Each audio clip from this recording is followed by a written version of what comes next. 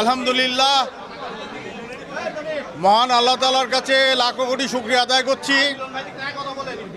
2006 সালের 28শে অক্টোবর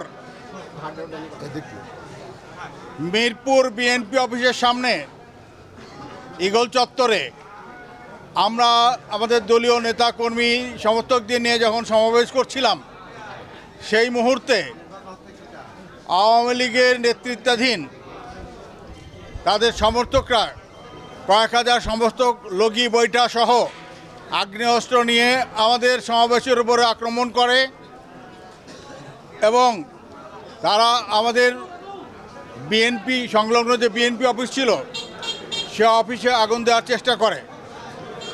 আইনশৃঙ্খলা রক্ষার্থে তারা যখন গুলিবর্ষণ করে, তাদের বিরুদ্ধে মোকাবেলা করার জন্য পুলিশ বাহিনীও সেখানে তারা গুলিবর্ষণ করে। আমাদের অফিসে যখন আগুন দেওয়ার চেষ্টা করে, সেই মুহূর্তে ফায়ার ব্রিগেডের পক্ষ থেকে অগ্নি নির্বাপনের জন্য কয়েকটি গাড়ি সেখানে যায়, সে গাড়িও ভাঙচুর করা হয়। আমরা যারা বিএনপি অফিসের মধ্যে অবরুদ্ধ ছিলাম এবং আমাদেরকে পুড়িয়ে মারার জন্য যারা আগুন দিয়েছিল, মহান আল্লাহ তাআলার কাছে আবারও লাখো কোটি শুকরিয়া আদায় করছি। আমরা অক্ষত অবস্থায় সেখান থেকে বের হয়ে আসতে পারি। Jamuna air conditioner, simplify cooling. দীর্ঘ দেড় যুগ পরে এখানে মিথ্যার একটা অবসান হয়েছে আর সত্যের জয় হয়েছে এবং আল্লাহ তাআলার ফয়সালা এভাবেই হয়, অনেক সময় দ্রুত হয়, অনেক সময় দেরিতে হয়, কিন্তু আজকে প্রমাণ হয়েছে আল্লাহ পাকের ইচ্ছা সঠিক সত্য, সেটাই আজকে বাস্তবায়ন হয়েছে। মাননীয় প্রসিকিউশন এ ব্যাপারে আমরা তাদের কাছে কৃতজ্ঞ, আদালতের কাছে কৃতজ্ঞ, আমাদের আইনজীবীদের কাছে কৃতজ্ঞ যে আমরা একটা ন্যায় বিচার পেয়েছি আজকে।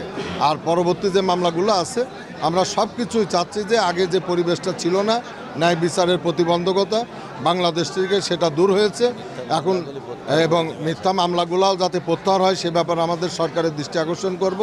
এবং মামলা আমরা চাই যে সঠিক সাক্ষী প্রমাণের ভিত্তিতেই আমরা খালাস পেতে চাই, এখানে অন্য কোনো চিন্তা আমাদের নেই। আমরা 18টা বছর সবর করেছি, আল্লাহ সেই সবরের পুরস্কার আজকে আমাদের দিয়েছে, এই জন্য আবারও আল্লাহর শুকরিয়া আদায় করছি, আপনাদের ধন্যবাদ জানাচ্ছি। Jamuna air conditioner, simplify cooling. আপনারা ইতিমধ্যে শুনেছেন যে 2006 সালের 28শে অক্টোবর পরিকল্পিতভাবে একটি মিথ্যা মামলা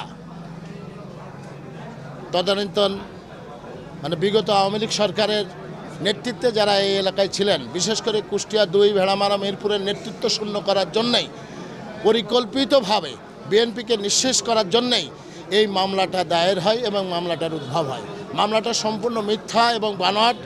এই মামলাটাই দীর্ঘ 18 বছর যে 54 জন আসামি হয়েছিল তারা অত্যন্ত নির্যাতিত হয়েছে। শুধু এই মামলাটিই নয়, এর সাথে ভেড়ামারা, মিরপুরের অসংখ্য মিথ্যা মামলা এই সমস্ত নেতাকর্মীদের বিরুদ্ধে হয়েছে, যারা সম্পূর্ণ আইনগতভাবে এই মামলাগুলি মোকাবেলা করে আসছে।